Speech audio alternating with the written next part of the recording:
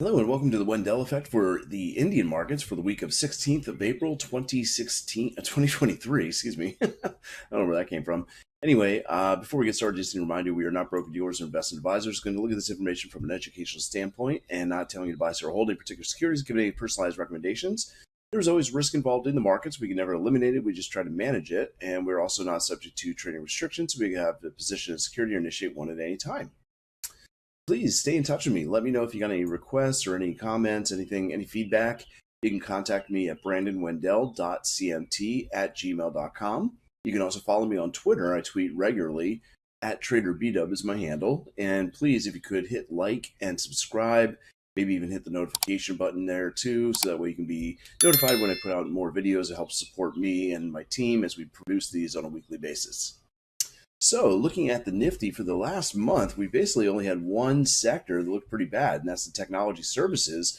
Everything else has been floating the market, so to speak. And it looks like that might be set to continue. You look at last week, and it's more of the same. A little bit of profit taking, perhaps, in consumer non-durables, Hindustan Unilever and Nestle's. Nestle India, that is. And for the most part, everything else is still looking strong. So, looking at the Nifty over the past 10 years, this particular month has not really been that great. It's been choppy and sideways. The average return is less than 1%. So I don't expect a whole lot of movement. We did come off the lows for the past 3 weeks. However, going forward for the next couple of weeks, we could see a bit of sideways movement as we're back up to the origin of some of the selling pressure. We've retraced 50% of the previous impulse down already as well. So we don't have enough momentum necessarily to continue to go higher. I think we might go a little sideways this week. Looking at the daily chart, you can see why. We've gone deeper into the supply than we had before, but it is supply, and that selling pressure is holding us down a little bit.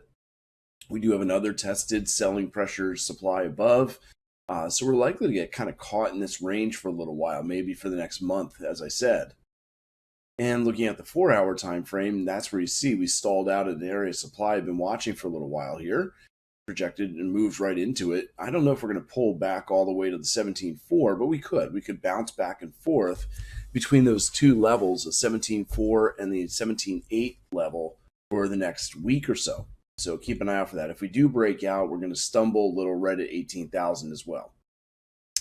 Looking at Reliance, Reliance has earnings coming out on the 21st, Friday the 21st, earnings releasing. So keep an eye out for that. There is a lot of overhead supply that would may keep prices from rallying very strongly. Obviously, we came off the lows from mid-March and did pretty well, but it may be coming to an end. I don't see us pushing down very fast, though. It's more like we're going to go sideways, as I said, just like with the Nifty. So keep an eye out for that. There may be some intraday buying opportunities on Reliance, but other than that, not really long-term. Looking at TCS, we do have more selling pressure coming back in. The big test will be as we come down, we need to break down below 40 on the RSI. If we put in some sort of a low right around this 3170 area without going below 40 on the RSI on a daily chart, then expect a big rally, possibly up to 3340, this area.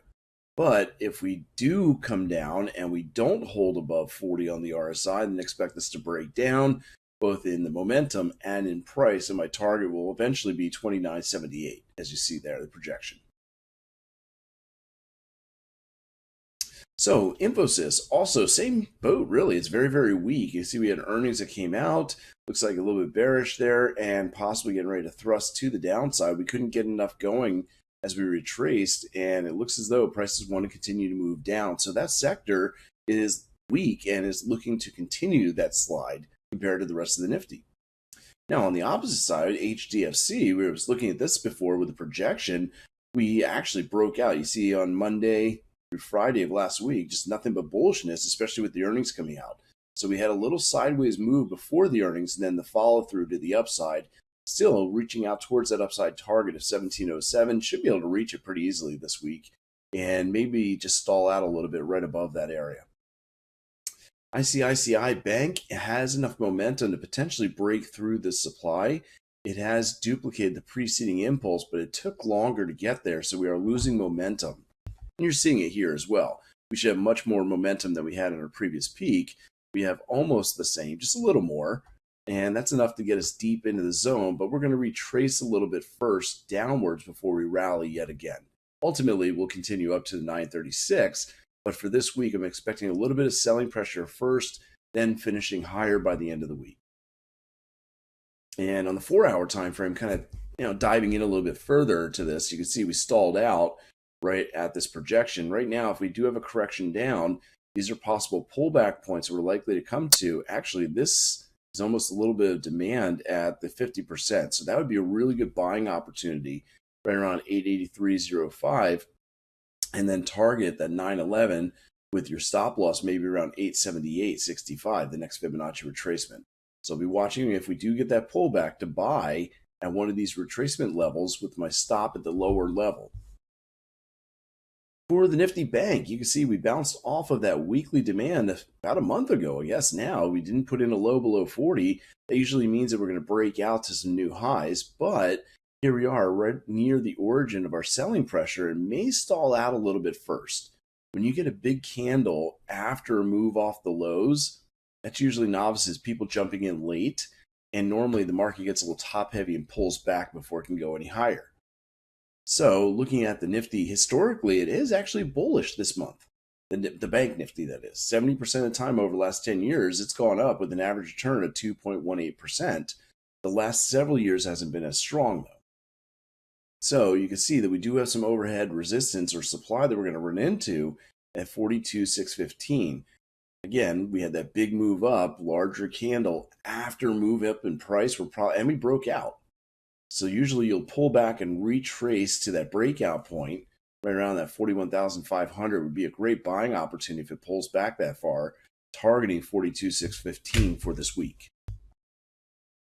And looking at the 4-hour time frame, probably should have thrown a Fibonacci retracement on this piece too, because we did retrace only 23.6, then rallied. We're likely to pull back right around, like I said, this 41,500 as a good buying opportunity to target those overhead supply zones. So keep an eye out for that. As far as some new trade ideas, we actually went over this one last week. I think it was ITC Limited. 100% of the time, oh no, it was a while ago, April 10th through April 17th. Actually, last week, I guess it was, normally rallies. Well, it did a little bit. You can see on this 4-hour time frame, did rally quite a bit. And I don't know, do I have the update here?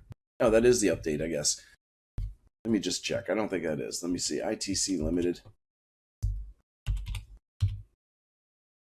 Just want to make sure I got the right data there. There we are. So again, this was on the 4-hour time frame. And you can see we actually did pull back. I forgot to do the screenshot. We actually did pull back pretty much right to the breakout point. Like we were seeing on those other securities breaking out to new highs. We usually pull back to the breakout point before we go higher and use 1 ATR for the stop loss. And that worked out pretty well if you're able to capture that move. If not, okay, wait for more opportunities. If it pulls back again, I would actually look for a buying opportunity here. I don't know if this is still seasonally bullish or not, but we do have this basing and rally right out of 389.35, 384.75 with the stop loss below. As far as another target above, there you go. So I would target those two still at 400 and also 414 if you can get in around 389 on that pullback. Also, my next one was M&M. 80% of the time over the last 10 years, Mahindra, we had a nice rally about 3% on average per year. And taking a look at M&M Daily, on the daily chart, if we have a pullback, there's a nice little demand zone here, rally, base, rally, and that's about 1172 to 1148 with the stop loss below, target 1 and target 2. You want to get out just before that selling pressure, about 1256, and then, of course, the supply zone at 1330. We can actually narrow this down a little bit by going down to the 4-hour time frame. You can see we have a better demand zone between 1164, 1174, 70, with a stop at about 1161.65 or somewhere around there. And then the targets are a little bit better too, 1293.55. You can kind of ignore this. It's not really a good supply zone. It's really reaction to prior selling area. And then we have target 2 at 1330. So I kind of like this better because it reduces our risk. Make sure you put it on a trailing stop as it goes up. So that's what I have for you for this week. If you got any questions, please email me, brandonwendell.cmt@gmail.com. You can also follow me on Twitter, as I mentioned, at TraderBdub. And if you could please hit like and subscribe, that'll help me out a lot and give me your support. I appreciate it. You can find me on YouTube at The Wendell Effect, obviously. And until next time, trade safe, trade well. Take care, everyone. Thank you.